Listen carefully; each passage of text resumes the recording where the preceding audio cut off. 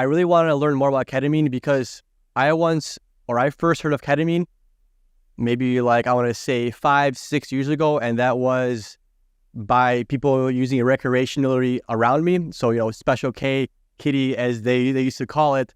So my first question to you is what is ketamine and how does it actually work? Yeah, that's a good question. It's interesting because ketamine is a ubiquitous drug. It has many different uses. And depending on how you first hear of it, you'll be sure that that's the whole story, but it's only one part of the story. So a lot of people know of it as Special K as a recreational drug. It is the same that we use in the clinic. That's assuming that you are getting actual ketamine and not a copycat drug or something that's adulterated or maybe has fentanyl in it, right? So there's always risks with illicit drug use, but assuming it's actual ketamine, yeah, it's the same medicine. It's also used as an anesthetic. It's an FDA-approved medicine as an anesthetic. It was approved in 1970s, so it's been one of the most widely used anesthetics in the world since then, and it continues to be. It's also used as an analgesic, as a pain reliever. So if someone is in the ER, they might get that at times instead of an opioid. And in the last 20 years, it's been really proven by a huge body of research to be really one of the best, if not the best, reliever of depression and other mood disorders through IV infusions in a sub-anesthetic dose in a much smaller amount than is typically given for sedation. So patients are conscious and awake the entire time. So we use ketamine to treat depression, PTSD, suicidality, OCD, anxiety, and some other mood disorders through these IV infusions. They take about an hour. It's a series of 6 over 3 weeks, and it has an 83% success rate in our clinic with no long-term side effects, none of the short-term of the conventional medications like SSRIs and other prescription pills. And it's really, quite frankly, an amazing treatment.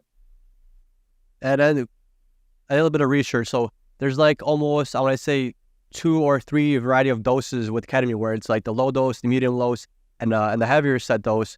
We actually had a patient in the hospital where we needed to intubate her, but she had a sternal mass where we were scared that if we deplete her respiratory drive, we thought that she wasn't going to be able to start it back up. So we actually use ketamine and some other medications to kind of sedate her and try to intubate her. So is that one of the benefits of ketamine where it comes to it doesn't affect the respiratory drive as much as other, like you say, sedatives or analgesics? Exactly. That is one of its great benefits. It does not affect respiration. It's used a lot in third world countries or in crisis zones where they don't have adequate monitoring because it's so safe. And it doesn't affect respiration and some other vital functions in the way that other sedatives or pain relievers do. So yeah, it's actually the most commonly used one still for pediatrics, for children, because it's so safe. And then when you compare it to our typical SSRIs, the SSRIs they work on like dopamine, serotonin, so like our monoamines, and ketamine does use a different pathway to facilitate these you can say antidepressant effects. What pathway does it exactly use? What does it affect? Does it affect like neurotransmitter? Does it affect a specific one? How does that actually work like in your brain? Yeah, that's a great question. So yeah, SSRIs typically affecting serotonin. There's the key neurotransmitters that are generally addressed with prescription pills and treatments up until now has been serotonin, dopamine, norepinephrine, etc. All of these combined among all the other neurotransmitters only make up about 15% of the brain, present in about 15% of the brain. The other 85% is the neurotransmitter glutamate. And so ketamine affects glutamate. It's very interesting that prior to this treatment, none of the others have really been focused on glutamate, despite the fact that it's present in 85% of the brain. It's the most abundant neurotransmitter we have. And so ketamine affects it in a variety of ways, but one of the key ones is it's an NMDA receptor antagonist. That's the N-methyl-D-aspartate receptor. By blocking it, it causes an increase in the neurotransmitter glutamate, which low levels of it are associated with low mood function, issues with sleep, etc. So it really helps in that way. It also helps to promote BDNF, which is brain-derived neurotropic factor, which actually is a protein. It can help to increase physical growth in parts of the brain, like the prefrontal cortex, and areas that are involuted or have actually shrunken due to depression and other mood disorders. So ketamine is not just treating the symptoms, it's actually getting at the root cause of a lot of these issues in the brain, helping to increase dendrite density and connectivity, and improve neuroplasticity, and promote new neural pathways being formed in the brain.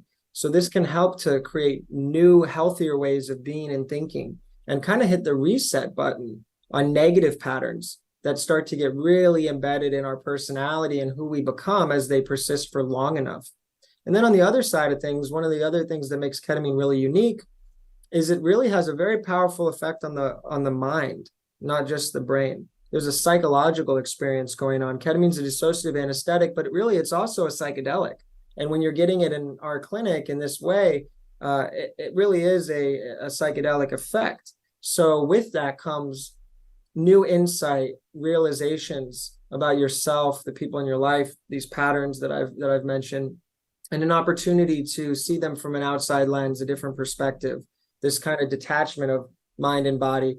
And that insight can be really valuable for patients. It also allows them to revisit prior trauma without having as much of a triggered or an emotional response to it. So memories that were in the past maybe too painful to revisit, or that had been repressed, can actually be worked through in ways that can be really conducive to people getting closure around them, because they're able to kind of reprocess them.